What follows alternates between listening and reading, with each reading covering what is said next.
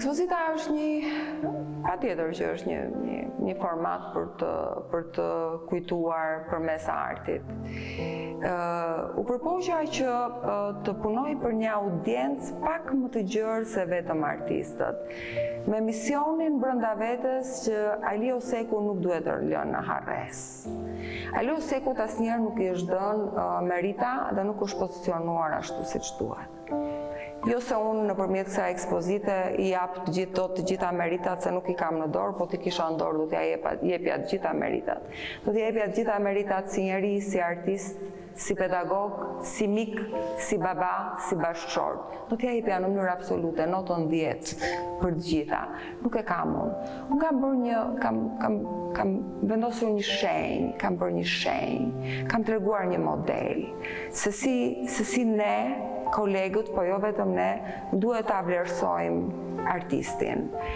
Nëpërmjet kësaj ekspozite, ku ekspozita vjen në një format multimedial, unë kam vendosur që të flas me disa shenja.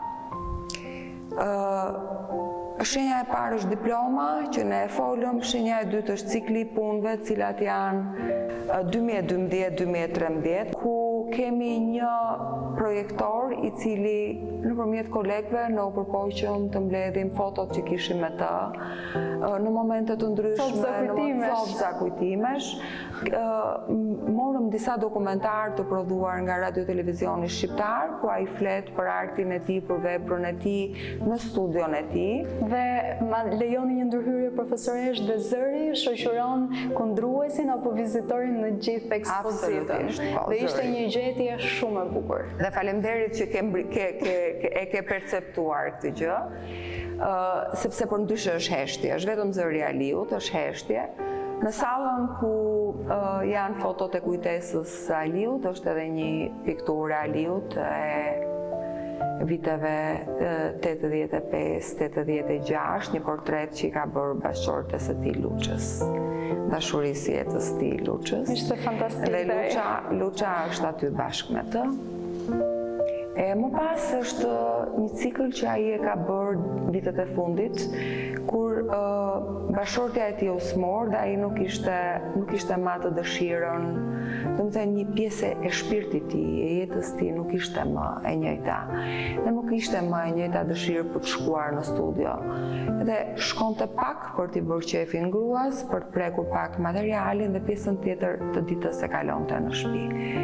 Edhe bënte portrete pa fund, skiconte portrete pa fund.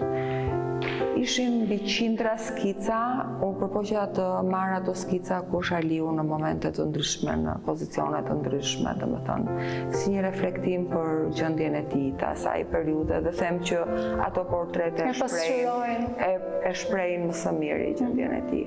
E më pas kemi dhe një pikë të rëndësishme në ekspozit, që janë 2 skenografi të një shfaqje ku Aliu, artist i ri, në 1969 e ka vitin diploma që shtrohet në tokë, në vitin 1970 vjet një dram në Teatrin e Operës dhe Baletit, ku Aliu ishte skenograf, djalë i ri, piktor, i ushqyer me ideologjinë imperialiste o revizioniste.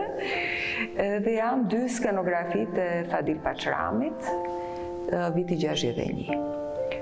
Për fatin e mirë, i biri i Fadil Pachramit na i lejoi dhe na i dha këto 2 skenografi që të bëheshin pjesë e ekspozitës. Pra kemi Aliun me ëndrrën e tij të diplomës, ashtu në gjendjen që e gjeti të lodhur, të thyer, të grisur. Kemi një pikë të rëndësishme të krijimtarisë së tij, prapë të ëndrrës së grisur dhe të braktisur skenografitë e tij. Kemi Aliun, një piktor të jashtëzakonshëm me gjithë koleksionin e punëve të vitit 2012-2013. Kemi një material fotografik dhe dokumentarët. Kemi Luçën, të pandashme, kemi shkrimet e kolegëve për Aliu dhe 2 intervista shumë të mira të Violeta Muratit dhe të Alma Miles për Aliu. Kemi një artikull shumë simpatik dhe shumë të mirë të New York Timesit, një modernist painter in Albania. cilën e kemi dhënë në kornisë, sepse gjetëm një fotokopje të gazetës origjinale dhe shkrimin pastaj e kemi zbardhur në materialet e shkruara për të. Gjithmonë me idenë që t'jetë një homazh që mos flasi vetëm nëpërmjet veprës, t'jetë një homazh të flasi më shumë se kaq dhe t'jetë një material që t'i shërbej studentëve të artit, t'i shërbej artistëve të rinj dhe kujdo që do të vi dhe të qëndroj pranë Aliut me Aliu.